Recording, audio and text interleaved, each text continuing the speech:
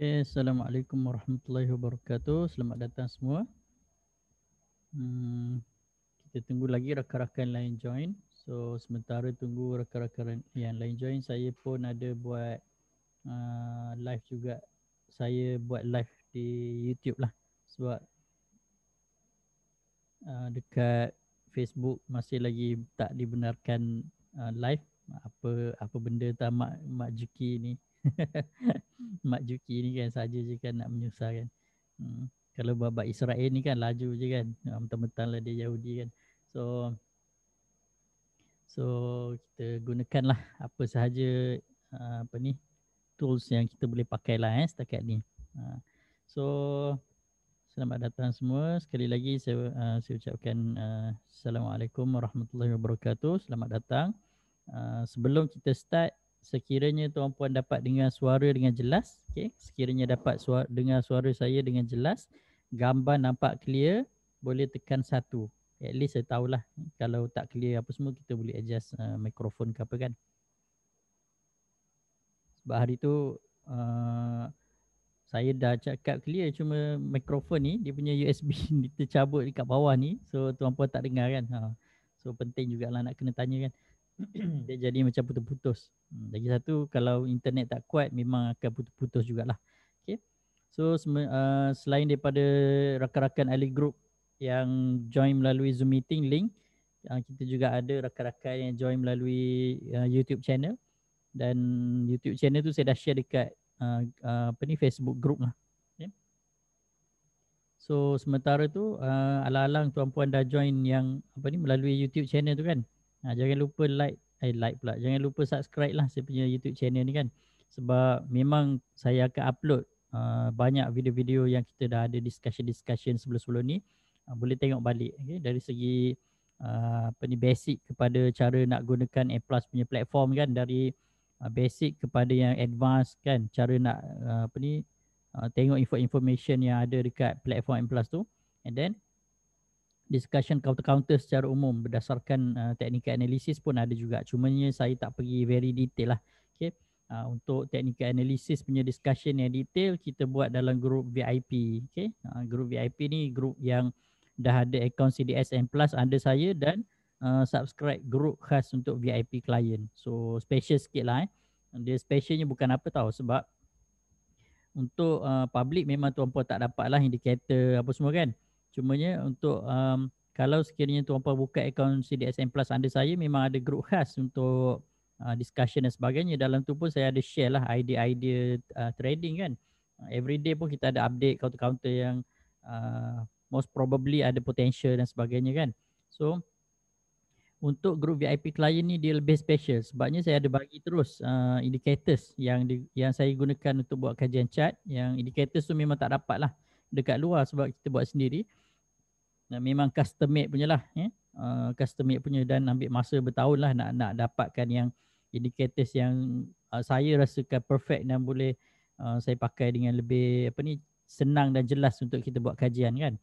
And then dalam group VIP juga saya dah sediakan 30 lebih video-video syllabus yang asas yang sepatutnya tuan-puan perlu tahulah go apa ni untuk study kan, go through one by one untuk dapatkan apakah ilmu-ilmu asas yang kita perlu tahu untuk kita mulakan pelaburan saham ni secara serius. Okay, kadang-kadang ramai orang yang nak trade dan nak kaya tapi tak nak luangkan masa untuk belajar. So end of the day duit hilang, semangat hilang, semua hilang lah. Last sekali akaun CDS tu dah berabuk kan, jadi apa ni naik sawang dan sebagainya. Then akan datang semangat balik bila ada modal baru, ataupun apabila semua orang dah mula tunjuk profit barulah nak mula belajar balik. Okay. Sebaik-baiknya kita gunakan apa ni, kita ikutlah pepatah Melayu lah kan. Pepatah Melayu mengatakan jika tidak dipecahkan ruyung, masakan akan mendapat sagunya. Ruyung tu pokok sagu tu lah kan, pokok batang sagu tu kan. Dia punya batang sagu tu kot kan, kalau saya tak silap lah. Okay. And then kalau tak dipecahkan ruyung, masakan mendapat sagunya kan. Ataupun apa ni pepatah lain mengatakan berakit-rakit ke hulu, berenang-renang ke tepian, bersakit-sakit dahulu, bersenang-senang kemudian kan. Kita belajar ni susah sebenarnya kan. banyak benda nak kena faham, banyak benda nak kena belajar, banyak nak kena hadam. Especially kalau dalam pasaran saham ni, dia punya istilah tu yang kita memang jarang ataupun tak pernah dengar lah sebelum ini kan. Macam contoh kan ATH. Siapa tahu apa maksud ATH? Kalau tahu type dekat bahagian komen. Apa maksud ATH? Siapa tahu type bahagian komen. Type. Cepat-cepat. At least siapa tahulah. Siapa tak tahu tekan kosong je lah dekat bahagian komen tu. Tu nasib ada yang tahu kan. Itu ATH kan. Belum lagi istilah-istilah lain, contoh macam apa ni, dalam saham pun kita ada reciprocation. Dalam pasaran saham macam-macam lagi lah kita ada Fibonacci extension, Fibonacci retracement, dan kita ada apa ni, Fibonacci sequence. Itu istilah-istilah yang memang tuan-puan tak pernah gunalah dalam kehidupan seharian kan. And then ada satu lagi istilah yang saya ajar dalam grup klien ataupun grup VIP klien. Fractal. Siapa tahu ni memang power lah kan. Apa istilah fractal? Siapa tahu apa maksud fractal kan? Siapa tahu? Saja je nak test kan. Saja-saja nak test lah kan. Limit up, limit down tuan-puan tahulah kan. Siapa tahu PN17 tu apa? PN17. Siapa tahu? PN17. Tulis kat bahagian komen tu. At least saya tahu tuan-puan tahu ke tak tahu kan. Kalau tak tahu tekan kosong je. Kalau tahu jawab. Kalau tak tahu tekan kosong. At least sambil-sambil tuan-puan komen-komen tu adalah rakan-rakan yang lain yang tak tahu boleh belajar kan. Macam tu lah. Okay. Saya dah rekod ke belum ni? Dah. Okay. Siapa tahu apa maksud PN17? Ini saya just sebagai mukadimah je lah, kita nak warming up sebelum kita masuk topik. Topik malam ni tak panjang. Topik malam ni very simple je sebenarnya. Cuma sebelum masuk topik tu kita sembang-sembang lah dulu kan. Tak ada orang tahu ke maksud PN17? Cepat rakan-rakan ahli grup VIP takkan tak tahu kan. Alamak. Cepat tulis apa maksud dia PN17. Kan tu dah ada lah jawapan dia. Practice note 17. Okay, maksudnya syarikat yang kena bagi warning oleh Bursa Malaysia. Kenapa Bursa Malaysia bagi warning? Ada beberapa sebab. Satu sebab masalah kewangan lah kan. Sebab yang paling utama sebabnya kalau sekiranya syarikat tersebut ada masalah kewangan, mereka tak dapat nak siapkan dia punya annual report ke quarter report dengan on time. So dia delay kan nak hantar annual report ataupun quarter report tu. Maksudnya bila dah dia sengaja nak delay lambat-lambatkan hantar report ni, bursa akan query lah kenapa lambat hantar report ni. Orang suruh hantar katakan bulan Mac, dia tak hantar lagi. Dah nak habis bulan Mac, dah masuk April, dah masuk Mei, baru tak hantar lagi. Itu salah satu sebab. Okay, yang kedua memang ada masalah problem lah. Financially memang di bawah daripada bursa punya recommendation. Bursa pun dia ada lah syarikat sepatutnya untung banyak ni kan. Kalau syarikat yang public listed tak perform, macam contoh kan, kalau kita letak sebelah-sebelah side by side comparison katakan, kita ambil lah satu syarikat yang public listed, katakan Eka Noodle lah katakan yang dah kena buang kan. Eka Noodle kita letak sebelah Maiden, sebelah syarikat Maiden. Maiden tak public listed. Eka Noodle sebelum ini public listed. Tapi bayangkan kalau keuntungan Eka Noodle jauh rendah berbanding dengan Maiden yang tak public listed ni, maksudnya memang shame on you lah, macam memalukan lah. Syarikat public listed kot takkan tak untung-untung kan. Apa benda macam ni kan. Lebih kurang macam tu lah kan. So Maiden yang tak listed pun boleh untung juta-juta kan. Orang jual kosmetik kan, macam Vida kan, Datuk Vida kan, boleh untung juta-juta kan. Syarikat-syarikat kosmetik yang yang sedia berhad je pun boleh untung juta-juta ni. Syarikat yang public listed tak untung pula, negatif pula dekat report macam tu. Itulah dia bursa ni dia ada dia punya recommendation sepatutnya begini-begini kan. Kalau tak follow dia punya rules atau guideline tersebut ataupun lari daripada sepatutnya, memang kena notice lah, PN17 dipanggil kan. So kalau kena notice ni dia ada warning-warning yang syarikat kena revamp ataupun syarikat kena react lah, kena buat pembaharuan ataupun perbaikan. Kalau tak buat, end of the day kena kick lah daripada bursa, bagilah peluang kepada syarikat lain yang perform kan. Walaupun bursa ni tak adalah penuh kan, dia tak ada istilah penuh dalam bursa ni. Dia memang akan ada sentiasa keluar masuk. Okey. Siapa tahu GN3?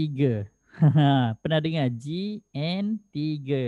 Apakah maksud GN3? Siapa tahu cepat. Komen. Siapa tahu maksud GN3? Satu lagi, kalau sekiranya kalau syarikat PN17 kan, kalau tuan-puan tengok dekat M Plus punya platform, dia akan ada tanda seru. Okay? Mungkin saya boleh tunjuk sikit lah tanda seru. Sekejap kita buka dulu M Plus punya platform. Sekejap Tanda seru tu maksudnya syarikat tu ada PN17 punya note lah, Practice Note 17. Siapa tahu GN3? Gigi N negeri 3. GN3.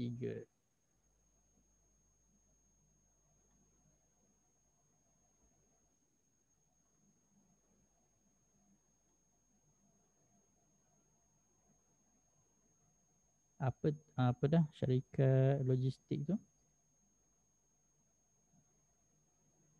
GDEX, bukan GDEX, Nationwide. Okay. Next. Okay. Cepat-cepat rakan-rakan dekat Zoom. Siapa tahu GN3? GN3. Rakan-rakan dekat. Betul. Yes. Tuan Syed.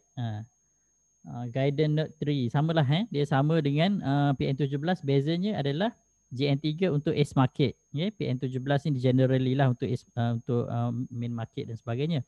GN3 specifically untuk Ace Market. Ace Market ni sebenarnya specialnya Ace Market ni sebab dia ada sponsored by dia ada abang besar lah yang backup kan.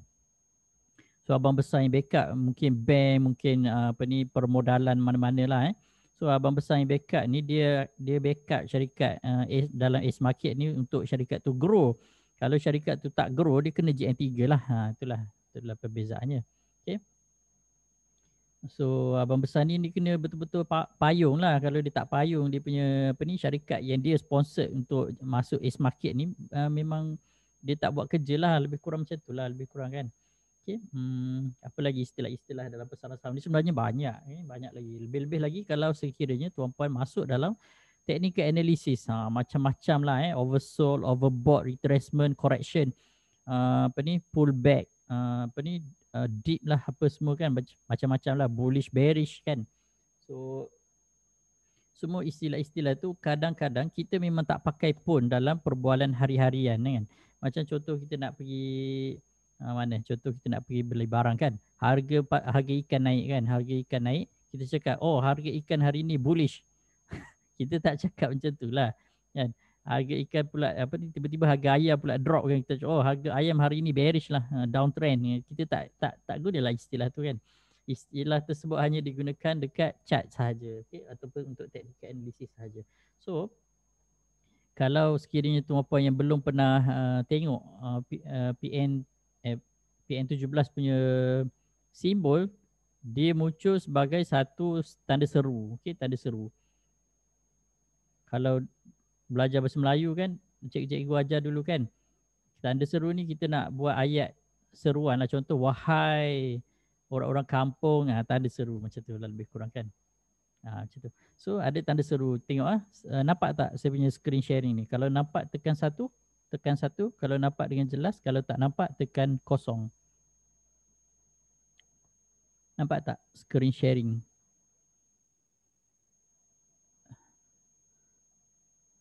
Baru seorang je respon. Lain-lain nampak tak? Saya tak tahu tuan-puan boleh nampak ke tak ni. Okey, cantik. Okay. So ada nampak ni kan, yang tanda seru ni. Tanda seru ni maksud dia PN17. PN17. So macam mana kita nak tahu apa ni maksud tanda-tanda ni? Dia ada guide dekat sini. FAQ ni. Dekat M Plus ni dia ada FAQ. So kita boleh pergi dekat FAQ ni. dia akan bagi apa ni, guide lah apa benda kan. Yang dulu punya FAQ ni ada dia buat senarai simbol-simbol tu. Mana dah?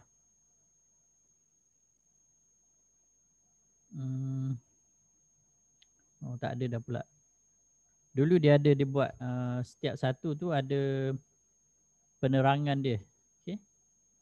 Mungkin guide kot. Guide FPX Guide Help Center. Cuba kita tengok dekat sini.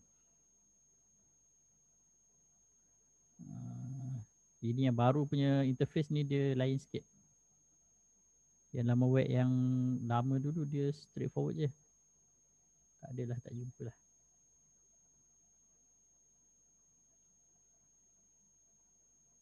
Help Center ni apa? Saya pun dah lama tak tekan-tekan ni kan. Oh tak ada. Tak apalah, tak jumpa. Okay.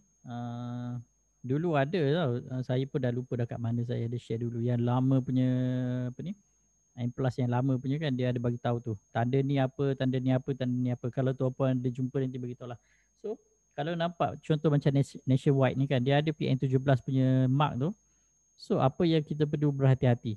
Kita just perlu berhati-hati sekiranya syarikat ini akan delisted daripada bursa lah, tu sahaja.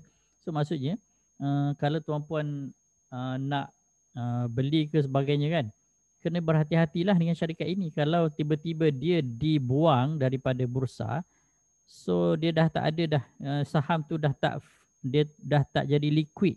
Tapi tuan-puan masih memiliki saham syarikat tersebut, tapi dia tak liquid lah, dia dah tak boleh dijual beli dekat pasaran. So kalau nak jual macam mana? Kena jumpa board of director syarikat lah. Direct pergi apa ni, jumpa CEO ke siapa ke kan. Adalah pergi jumpalah orang-orang syarikat tu, bagi tahulah nak jual saham, tapi dia dah tak boleh dijual dekat pasaran terbuka. Nak kena carilah siapa yang sanggup membeli saham tersebut, baru boleh jual. Kalau dekat bursa ni kita sentiasa ada ready buyer dan ready seller, tak kira lah pada harga berapa sekalipun kan, ini memang akan sentiasa ada ready buyer dan ready seller, walaupun harga rendah ke harga tinggi ke, memang sentiasa ada. Especially kalau counter tu counter yang very aktif, memang cepat je akan mesh transaction jual beli tersebut. Okay, so ada banyak lagi lah counter yang PN17. So saya tak sure ada tak kita boleh screen by PN17 ni, tak ada kot. Dia tak ada khas untuk screen counter PN17 ni. Cumanya kalau tuan-puan buka dekat laman web Bursa Malaysia, okay, Bursa Malaysia PN17 list memang ada. Okay, kita boleh tengok lah. Ni tak perlu buka Bursa Malaysia, dekat Google pun dah ada dah. Okay, type je PN17, Asia Media, Baraka, Bertam, Brahim, apa ni, Sina Automobile, Kominter Daya ni semua. So Google pun dah keluar dah. Okay, kalau nak lebih jelas lagi, pergilah dekat laman web bursamalaysia.com. Memang kita boleh nampak lebih jelas. So updated 30 Jun, maksudnya latest jugalah. Sekarang Julai 12, ini 30 Jun, end of June. So baru je lah, baru apa ni, berusia 12 hari. Dia punya announcement lebih kurang kan. Ni PN17 ada lebih kurang 20. And then JN3 ada 2. High Dimension, G Neptune. So Sumatek saya ingat dah kena buang. Sumatek je kita tengok Sumatek. Mesti dah kena buang. Dia ada lagi. Tapi dah suspended dah. Dia dah suspended, maksudnya dia dah tak boleh diurus niagakan dah. Dia belum dia dah suspended, sepatutnya akan dibuang lah. So tunggu masa je lah untuk dibuang daripada bursa. Tapi dia memang dah mati lah kot kan. Color pun dah jadi warna kelabu kan, dah jadi mayat dah. So tak boleh nak jual beli dari kat bursa. Sisera, Skomi, Perak Corporation, Nationwide, apa ni, KTB pun PN17. KTB pun kena hati-hati jugalah. Okay, KTB kan, KTB dah ada tanda seru, so pun kena hati-hati juga kalau macam ni. So Ekanuda pun dah delisted dah sebenarnya. Ini yang apa ni, Tuan Zam saham beli tu kan hari tu kan, Ekanuda. And dah suspended dah. Dia beli sebab dia nak jadi shareholder besar, okay, major shareholder kepada syarikat. So dia boleh revamp lah. Dia boleh apa ni? Dia nak bisnes syarikat tersebut sebab dia kan ada Akazam Holding yang buat catering, yang buat makanan apa semua kan. So ini sebagai tambahan kepada pegangan dia punya apa ni, Ekanuda ni melengkapkan lagi dia punya food chain business lah macam tu. Okay, dia ada burger dan sebagainya kan. Macam itulah. So Ibrahim pun hari tu Zam pun ada beli juga. Tapi sekejap je. So dia tak berjaya nak revamp syarikat tu. Mungkin ada apa ni, board of director tak setuju dan sebagainya, so dia keluar balik. Dia beli tapi dia keluar balik. Okey, ada soalan Raja Udang. Raja Udang ni Kingfisher, burung tu kan. ESOS tu adalah Employee Scheme of Share. ESOS dia adalah syarikat yang syarikat tersebut bagi saham sebagai bonus kepada staff. Dia sebagai penghargaan lah. Okay, normally syarikat-syarikat yang bagi ESOS ni syarikat yang syarikat-syarikat untung lah. Dia sebenarnya tujuan dia adalah untuk memupuk rasa kesetiaan kepada syarikat sebenarnya. Okay. Tu dia punya tu. Employee Stock Option, ESOS. Ni. Employee Share Option Scheme, ESOS. Okay. So bila syarikat bagi saham kepada staff rasa macam dihargai lah. So saham-saham yang diberi kepada staff tersebut adalah milik staff tersebut. Okay? Dia boleh nak jual, dia boleh nak hold, tak ada masalah. Okay? Kalau dia jual, let's say kalau dia dapat harga rendah, apabila harga naik dah tinggi, dia jual dan dia untung, dia dapatlah cash duit tu kan. Kalau dia tak jual, dia just tunggu je sampai harga dah naik, bila-bila masa pun dia kaya dengan saham yang tu je lah, dengan apa ni, capital gain saham tersebut. And then kalau syarikat buat AGM apa semua, dia boleh attend. And then kalau dia memegang saham syarikat tersebut, dia ada power of voting. Dia boleh vote lah kalau ada pemilihan apa ni, board of director apa semua sekali, dia boleh vote. Okay, dia boleh vote. And then dia layak untuk dapat dividen sekali lah sebab dia ada pegang saham tersebut, dia dapatlah dividen macam tu. Okay, kalau syarikat tersebut bagi dividen lah. Sebabnya tak semua 900 lebih syarikat yang ada dekat pasaran saham ni bagi dividen. Ada syarikat yang tak bagi dividen kan. Kalau masih hold delisted share, apa yang boleh dibuat dengan share tersebut? Kalau syarikat dah delisted, tuan-puan masih ada saham syarikat tersebut. Maksudnya tuan-puan jadi minority shareholder kepada syarikat tersebut. So kalau syarikat buat AGM apa semua pun boleh hadir sebenarnya, tak ada masalah. Cumanya kalau nak jual, dia tak boleh dah jual dekat bursa sebab bursa dah buang daripada pasaran bursa kan. So kalau nak jual, kena cari buyer sendiri. Kena cari siapa-siapa yang sanggup beli saham tersebut dan kena deal dengan syarikat lah. Adakah apa ni, kita tak boleh nak jual macam tu je, kena melalui syarikat, melalui dia punya management lah. Okay. Dia jadi payah sikit lah, dia dah tak liquid. Macam kita nak jual beli sehari-hari dekat bursa tu, dia dah tak sama dah. Okay.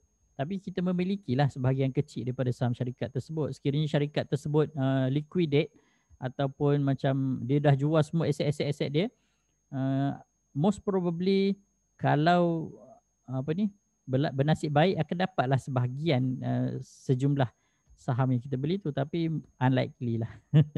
Unlikely lah biasanya. Sebab normally minor shareholder ni biasanya kena tindas. Normally lah, tapi tak semestinya kan. Okay, so tajuk pada malam ini adalah wajib atau tak wajib tengok chart untuk pelaburan saham. Tuan-puan rasa macam mana? Saya nak tanya apa ni, tuan-puan dulu. Kalau siapa rasa wajib tengok chart untuk melabur saham, tekan Y. Siapa rasa tak wajib tengok chart untuk melabur saham, tekan X. Saya nak tengok siapa lebih banyak. Okay? Siapa yang lebih menguasai pasaran. Majority tekan Y ya. Dekat YouTube, rakan-rakan dekat YouTube boleh respon lah. Siapa rasa wajib tengok chart, tekan Y. Siapa rasa tak wajib, tekan X. Okay. Nak tengok juga respon dekat YouTube macam mana.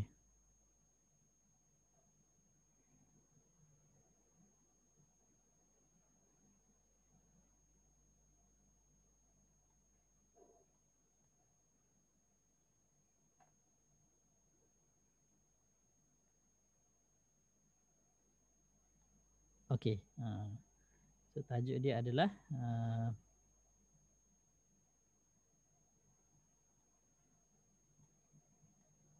wajib ke tak wajib. So wajib tak wajib kat sini. So kita letak kat sini.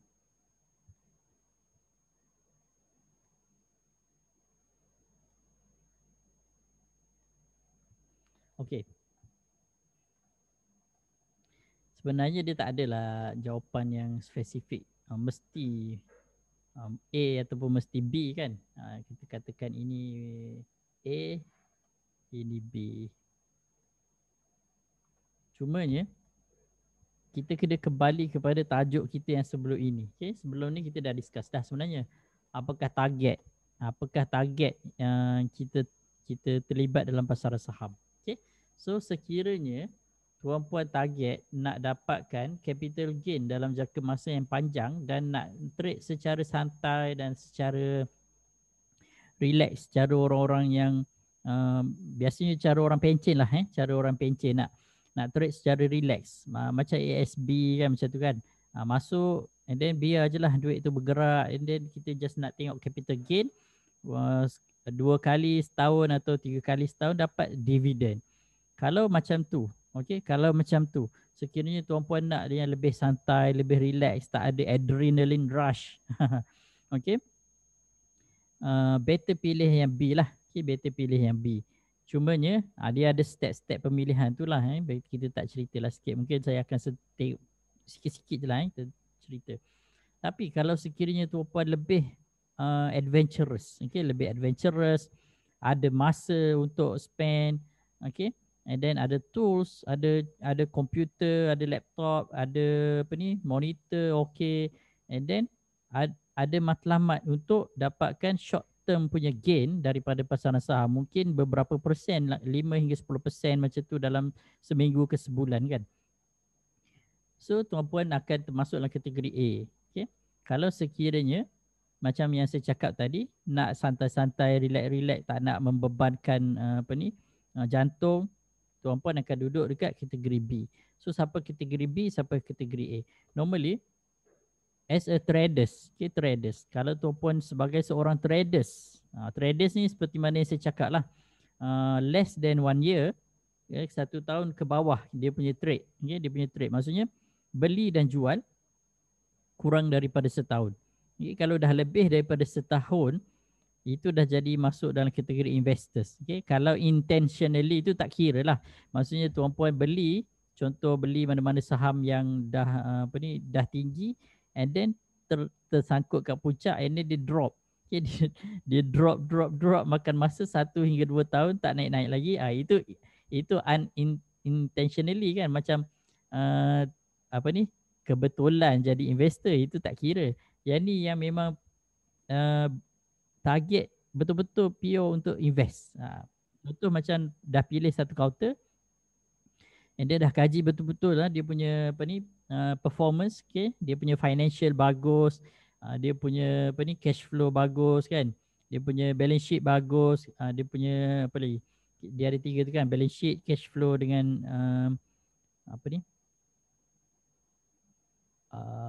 profit loss statement bagus. Macam tu. Okay, ada 3 kan, profit loss statement, balance sheet dengan cash flow, macam tu. So kalau 3 tu bagus, and then tengok dia punya numbers, dia punya ratios kan, financial ratios pun bagus, and then syarikat ada prospek masa depan yang bagus, maksudnya 5-10 tahun ke atas dia bagus, then bolehlah pilih syarikat tersebut untuk invest. Tapi beza dia, okay, beza dia, untuk tuan puan duduk dekat B, dia punya kajian sekali je, bukan sekali je, maksudnya sebelum membuat apa-apa pembelian, kena buat kajian yang very detail untuk B. So maksudnya kalau seorang investor kan, macam apa yang saya pernah belajar sebelum ni lah kan, guru-guru yang ajar tentang investment ni, dia cakap macam ni, kita spend masa yang banyak untuk mengkaji syarikat, tapi kita hanya beli sekali sahaja, and then the rest hanya top up sahaja. Okay? Tunggu dividen, tunggu capital gain. Okay? Bila dah bertahun-tahun, bila dah dia naik capai je target yang kita nak tu, suka hatilah berapa puluh tahun, 10 tahun ke 15 tahun ke, and then dia tak ada istilah macam beli sekarang jual nanti besok-besok, tak ada. Okay? Dia just long term holding power lah macam tu kan. So apa yang tedious ni adalah kalau tuan puan nak duduk dekat sebelah B yang tak wajib tengok chat ni, kena kajian secara detail. So kita kena tahulah kita nak kaji apa kan. Yang paling penting sekali sebenarnya kita kena tengok adakah syarikat tersebut profit ataupun tak profit je sebenarnya kan. Okay, kalau syarikat tu memang dari awal lagi tak profit, tak ada gunalah kita nak kaji dari awal kan. So unless kalau dia dah ada buat reversal lah dari segi fundamental. Contohnya sebelum ni, beberapa tahun sebelum ni dia tak profit, and then tiba-tiba dia ubah dia punya business model, model business dia kan. Dia ubah, mungkin ubah strategi lah kan. Contoh macam katakan sebelum ni AirAsia buat penerbangan, tiba-tiba AirAsia jadi logistik. Mungkin lah kan. Bila dia ubah business model dia, most probably daripada syarikat yang rugi akan ada corner menjadi syarikat yang boleh membuat untung. Itu contoh je lah, bukan tak ada pun sebenarnya kan. Okay, so tu kena tengok. So macam mana kita nak tengok semua ni, dia ada beberapa cara lah. Kalau macam saya tengok VI apps. Okay, VI apps. And then kalau tuan puan nak lebih detail lagi, boleh tengok Share Investor.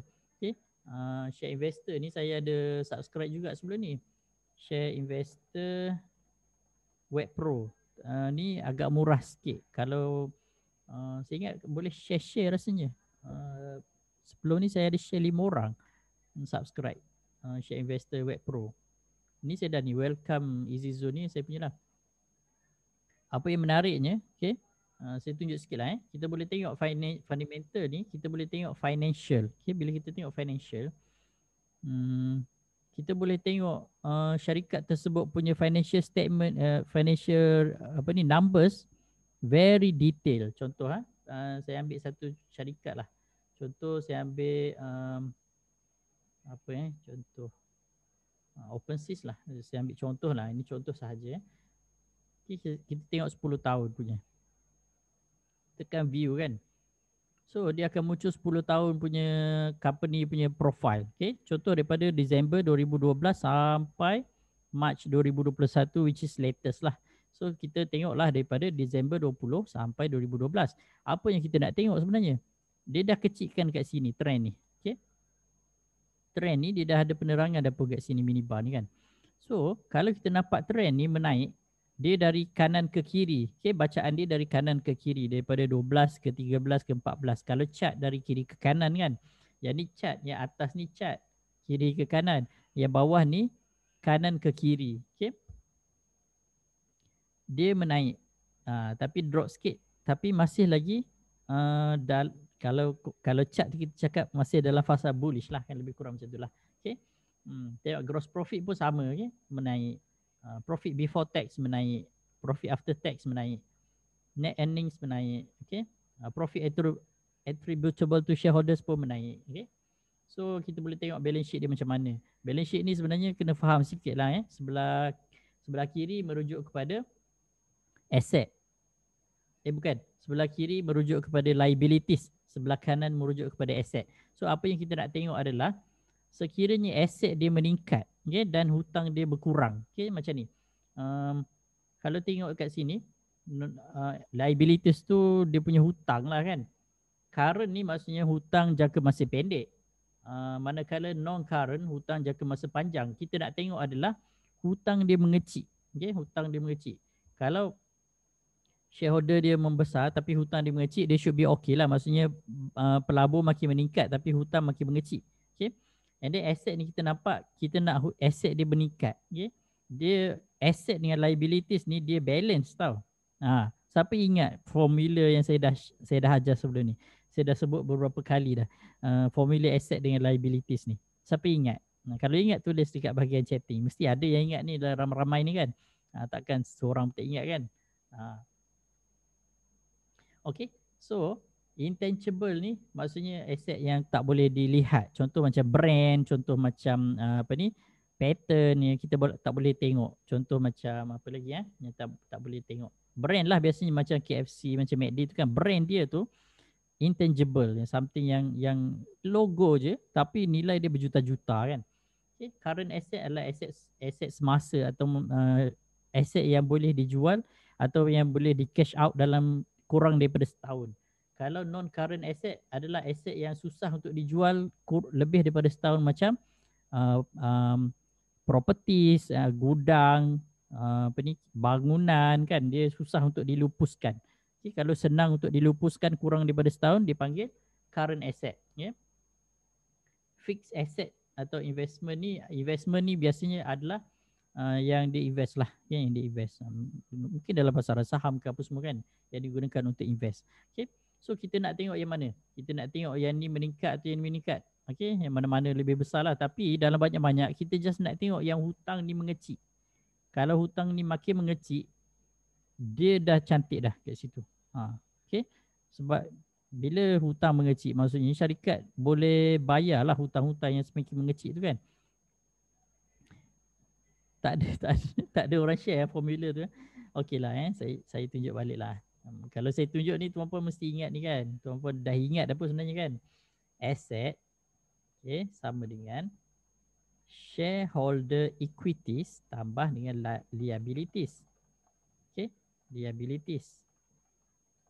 Nampak tak? So asset adalah formula dia ni. Ni kena ingat lah. Ni saya adjust sikit-sikit je. So shareholder equities tambah liabilities. Okay, maksudnya macam mana syarikat membeli aset atau macam mana syarikat mendapatkan aset. Macam beli bangunan ke, beli mesin ke, apa semua kan. Dia guna duit shareholder lah. Dia buat IPO. So bila dah IPO tu, dapat duit daripada IPO tu. Duit IPO tu lah digunakan untuk beli aset kan. Tambah branch, beli mesin kan. Buat bangunan, buat kilang dan sebagainya kan. So apabila duit yang diambil daripada shareholder tu digunakan untuk membeli semua barang-barang tu, dalam masa yang sama dia akan ada hutang lah kan. Dia akan ada hutang lah. Mungkin hutang apa ni daripada bank, hutang daripada institution dan sebagainya kan. So mungkin ada hutang yang dipinjam daripada apa ni, hutang pembelian kan. Dia beli, mungkin dia tak bayar dulu, dia hutang dulu kan, macam tu. Tapi dia ada aset. Contoh beli rumah lah ataupun beli building. Dia tak bayar cash, dia hutang guna bank kan. So bank bagi duit, beli building, so bayar bulan-bulan dekat bank. Itu dipanggil dalam liabilities. So daripada shareholder punya duit ni, dia boleh beli benda-benda lain, bayar gaji ke dan sebagainya kan, beli stok ke untuk production dan sebagainya kan. So untuk kita dapatkan aset yang bersih, aset yang bersih, kita kena ada formula ni, tolak liabilities. So dia akan bersamaan dengan shareholder equity. Shareholder equity ni atau istilah lain dia net asset. Ini cerita lain lah. Ya. So nilai jumlah saham tu, nilai sesaham bersamaan dengan net asset syarikat. Tapi tak semudah itulah. Tidak semudah itulah. So SHE ni sebenarnya ini yang kita nak kaji, dia punya intrinsic value tu. IV tu kan, intrinsic value tu. Baru kita tahu sebenarnya intrinsic value nilai syarikat tersebut kan. So kalau sekiranya tuan-puan nak tak nak tengok chart, tak nak tengok chart, and then tuan-puan nak invest sahaja. So apa yang tuan-puan kena buat, kena pandai baca financial figures yang ada kat dalam ni. Okay. Ini memang extensive punya figures lah. Maksud kita tak adalah nak kaji setiap numbers yang dekat sini. Kita kena extract lah a few numbers untuk keluarkan ratios. So daripada situlah kita nak tengok PE dia berapa, ROE dia berapa kan, ROCE dia berapa kan. Kita nak tengok apa ni, debt to asset ratio ataupun asset test ratio kan. So kita nak tengok benda-benda tu lah. Okay. So ada cara mudah sebenarnya. So cara mudah dia adalah gunakan VIApps. Tapi saya tak tunjuk lah. VIApps ni biasa saya akan share dengan grup klien sahaja. Okay. Dalam grup VIP kita ada kelas, kita ada sesi khas untuk belajar macam mana cara nak gunakan VIApps tu. Okay. Tapi saya pun dah lama tak buat kelas VIP tu kan. Nantilah kita buat sesi Kita buat sesi refreshment, dah lama tinggal kan. Okay, so tu lebih kurang lah, lebih kurang macam tu. At least kita kena tengok dia punya yang figures ni. Okay, dalam 5 ke 10 tahun, adakah dia menaik ataupun dia menurun. Okay, kita ambil contoh satu lah counter. Ni contoh je untuk kajian sahaja. Kita ambil Asia lah. Okay, kalau tengok Asia kan, dia punya revenue sebelum ni naik and then menurun. Kau-kau. Gross profit. Okay, sebelum ni biru dah jadi merah. Okay, apa lagi? Profit before tax biru jadi merah. Profit after tax biru jadi merah. Net earning, pendapatan bersih daripada biru dah jadi merah. Apa lagi? Okay, tengok dia punya engine ni. Ini istilah dia kalau tuan-puan tak pernah dengar, financial engine. Kalau tak pernah dengar, bukan anjing lah. Jangan salah dengar pula. Financial engine macam ni. Bukan anjing. Bukan anjing. Kalau idun kan panggil anjir, bukan anjir. Engine, maksudnya engine financial. So kita kena faham ni, sebelah kanan dia asset, sebelah kiri dia liabilities. So apa yang kita nak adalah asset dia mesti banyak. Okay, asset dia mesti banyak. Tapi action ni pelik tau, dia tak balance. Kemana menghilangnya sebahagian ni? Dia sepatutnya dia kena macam ni. Dia kena macam ni. Okay, kalau tuan-puan tengok ni, something wrong dengan dia punya engine dia ni. Okay, engine dia tak balance. So, dia sepatutnya kena flat macam ni. Okay, kena flat. Ni tak dah tak flat dah. Ada something yang ada lompang ni. Kemana pergi bahagian shareholder equity ni? Mungkin ni kot apps ni ke apa ni, laman web ni ada problem ke apa kan. Sepatutnya dia sampai atas lah. Tapi apa yang kita nampak kan, non current liabilities, okay, ataupun hutang jangka masa panjang, Asia quite big lah. Ini hutang jangka masa panjang dia. Current liabilities, hutang jangka masa pendek dia. Okay, hutang dia bertambah. Tengok sebelum ni hutang besar dan mengecil kan, hutang dia mengecil. Tiba-tiba hutang dia makin besar. Okay, hutang dia makin besar dan hutang dia makin besar. Mungkin ada something lah ya. Kalau just berdasarkan ini, kita just nak tengok secara overview je lah. Tak adalah nak tengok detail sangat. Okay, current asset dia sikit je. Ini je current asset dia. Asset yang dia boleh cash dalam kurang daripada setahun. Fixed asset investment banyak pula. Banyak pula dia invest ni kat sini. Intangible asset dia tak banyak. Sikit je. Ni. Asset brand dia lah. Okay. Non-current asset sikit je, tak banyak. Non-current ni maksudnya asset yang susah untuk dilupuskan. Tapi kalau flight kan, adakah susah untuk dilupuskan? Susah kot kan? Sebab tak ramai orang nak beli flight ni kan. Kalau nak convert jadi apa ni, cabin ke hotel ke, boleh lah. Beli flight yang tak jalan, buat rumah kan, convert jadi cabin. Tidur dalam flight hari-hari kan, tidur dalam flight. Ada soalan kenapa counter PN17 jadi most aktif? Dia most aktif ni bergantung kepada transaksi urus niaga. Kalau ramai orang jual beli counter tersebut, jadilah dia most aktif. Dia tak semestinya counter PN17 ni counter yang sakit nak mati, tak ada urus niaga, tak semestinya.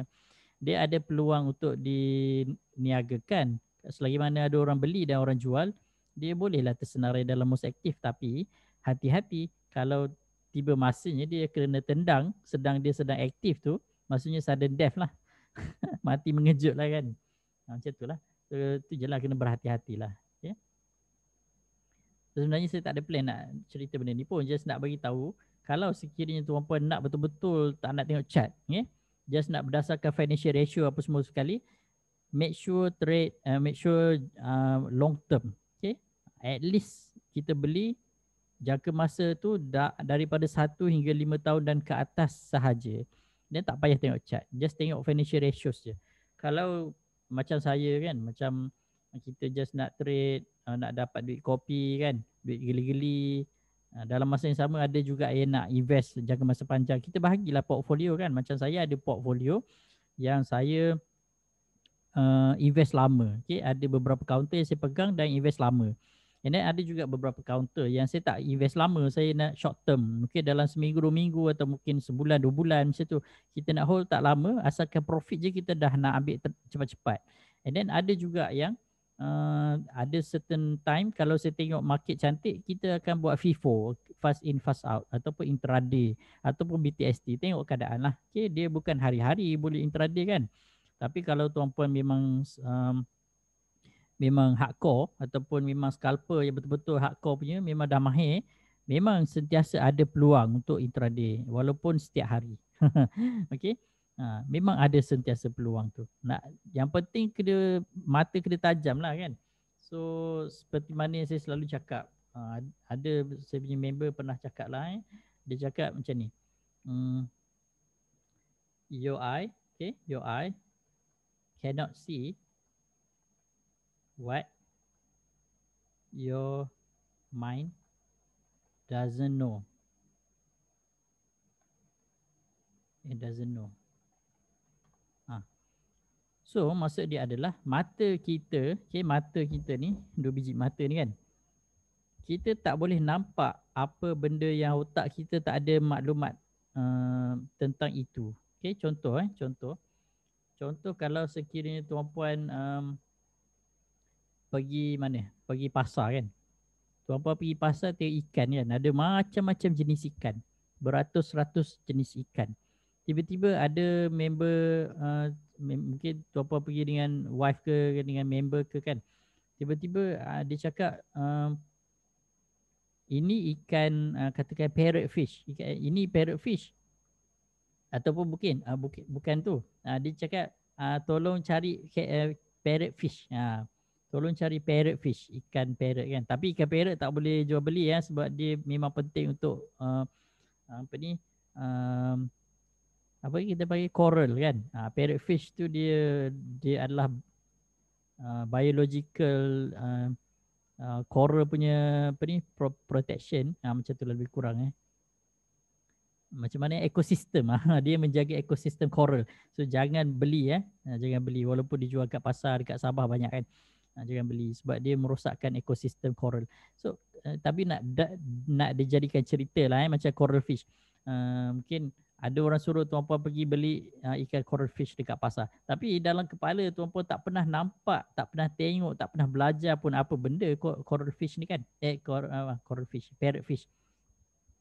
So kita pergi pasar, kita bersiar-siar dekat pasar, tengok-tengok ikan tu yang merah lah, hijau lah, biru lah, apa semua sekali.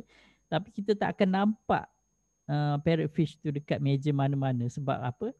Dalam kepala kita tak pernah jumpa, tak pernah nampak dan tak pernah tahu pun macam mana parrot fish tersebut. Samalah dengan pasaran saham lah. Okay? Sama dengan pasaran saham.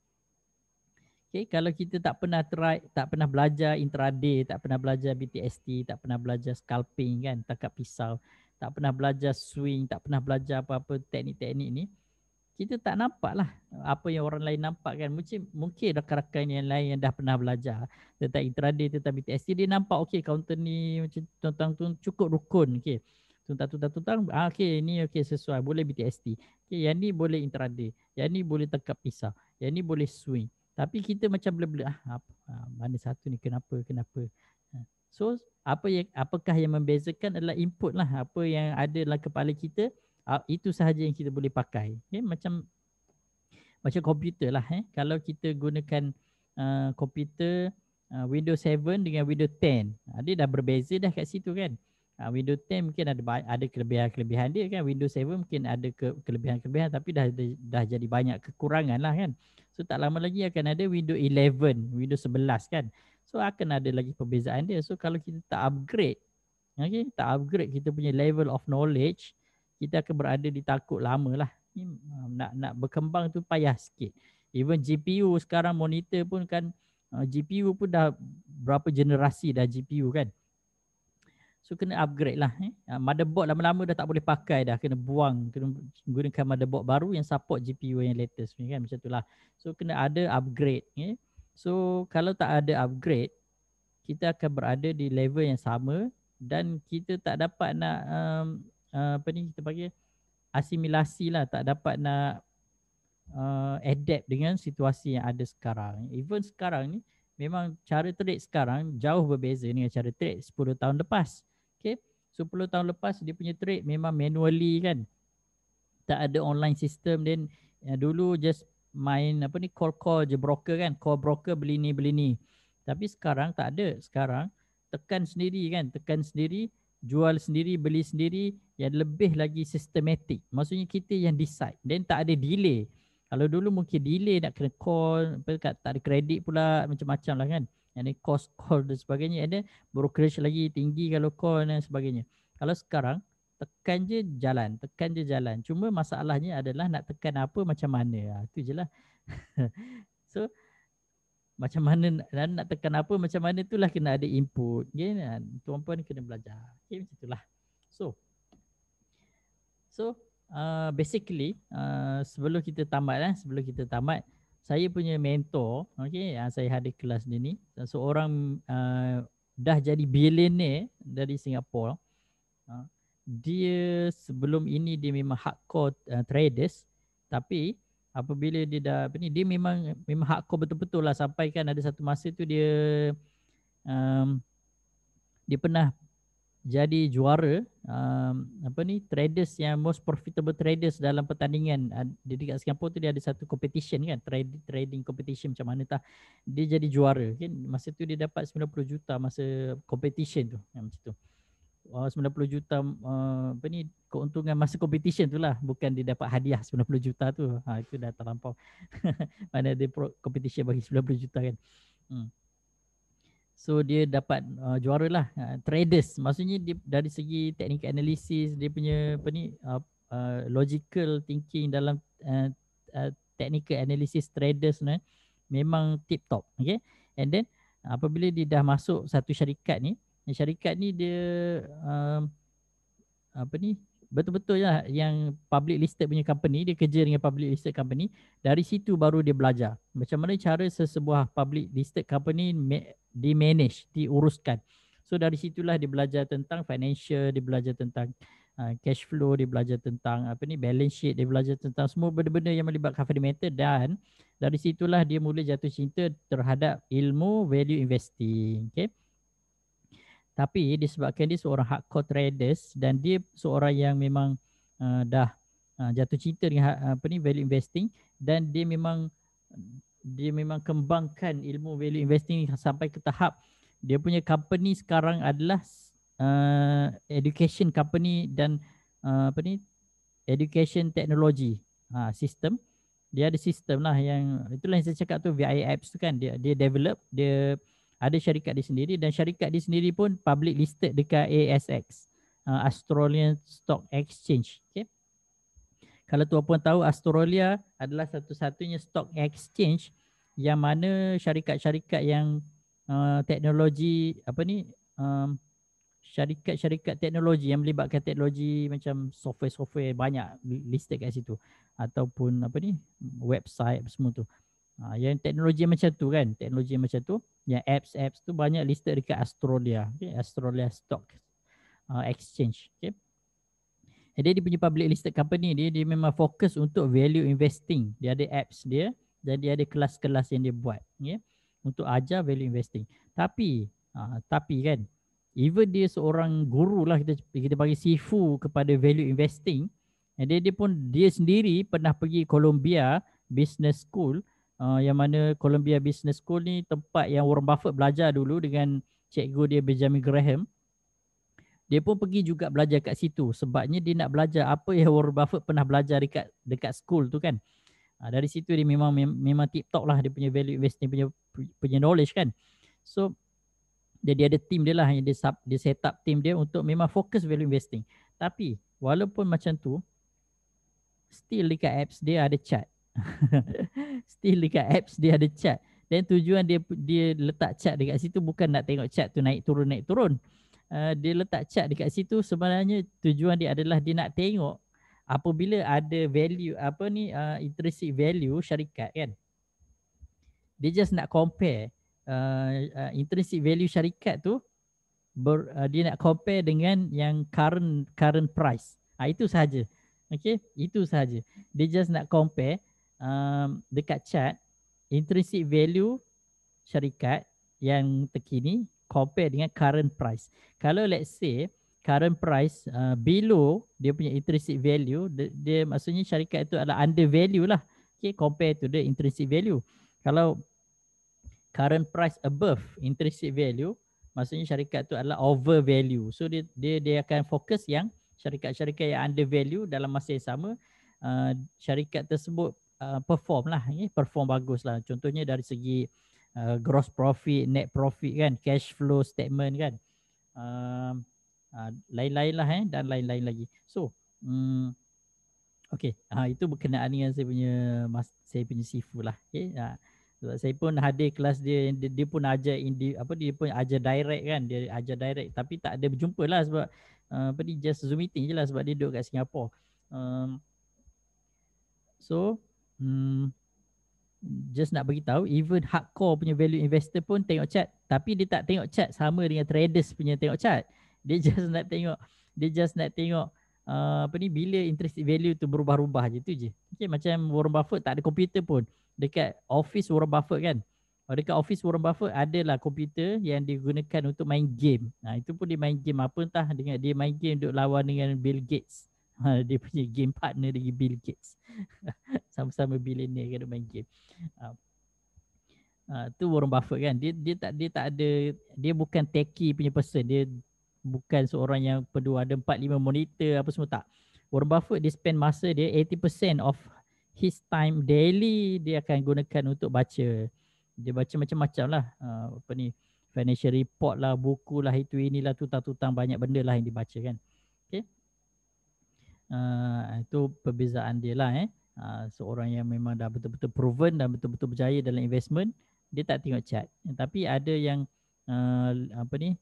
generasi baru, even hardcore value investing pun tengok chart, tapi tengok chart bukan untuk tengok kenaikan harga naik turun, dia just nak tengok intrinsic value sahaja.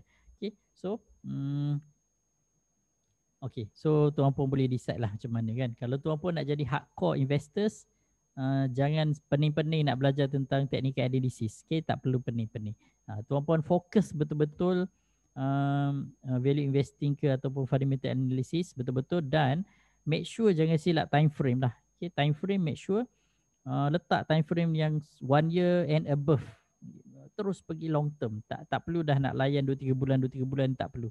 Okay, sebab kalau short term dia lebih banyak noise berbanding dengan long term, macam saya cerita sebelum inilah, yang gelombang air itu kan. Okay. And then baru-baru ni pun saya ada belajar juga dalam online kelas.